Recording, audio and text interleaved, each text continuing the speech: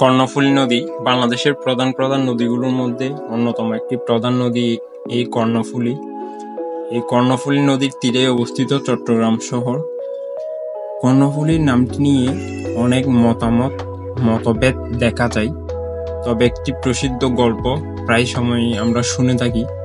গল্পটি হলো আরাকান রাজ্যের রাজকন্যা এবং চট্টগ্রামের পাহাড়ি রাজপুত্র একে অপরের প্রেমে মজেছিল। তারা একটা জ্যোৎস্না রাতে নৌকা ভ্রমণে বের হয় কর্ণফুলী নদীতে।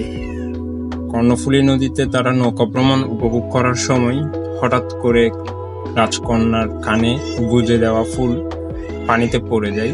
সেই ফুল রাজকন্যা তুলতে গিয়ে রাজকন্যা নিজে পানিতে পড়ে যায়। পানিতে পড়ে যাওয়ার পর রাজপুত্র তা দেখে রাজপুত্র নিজে ঝাঁপ দেয় রাজকন্যাকে বাঁচানোর জন্য, কিন্তু ততক্ষণে রাজকন্যা তলিয়ে যায় কর্ণফুলী নদীর স্রোতে, যার কারণে শত চেষ্টা করেও রাজপুত্র রাজকন্যাকে বাঁচিয়ে তুলতে পারেনি। শেষে নিজেই আত্মহতি দিয়ে দেয় কর্ণফুলী নদীতে। আর এই আত্মহতির মাধ্যমে তাদের ইতি ঘটে এবং এই যে কানে গুজে দেওয়া ফুল থেকে অনেকেই মনে করেন কর্ণফুলী নামটি এসেছে।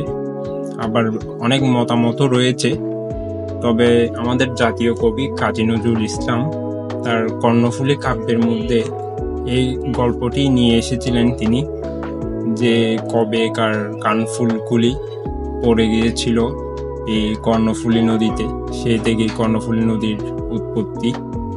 এই কর্ণফুলী নদী ভারতের মিজোরাম দিয়ে প্রবাহিত হয়ে চট্টগ্রামে প্রবেশ করেছিল এবং সেটি বঙ্গোপসাগরে গিয়ে পতিত হয়েছে। এই কর্ণফুলীতে অনেক গল্প রয়েছে, সেই গল্পের একটি আজ বললাম।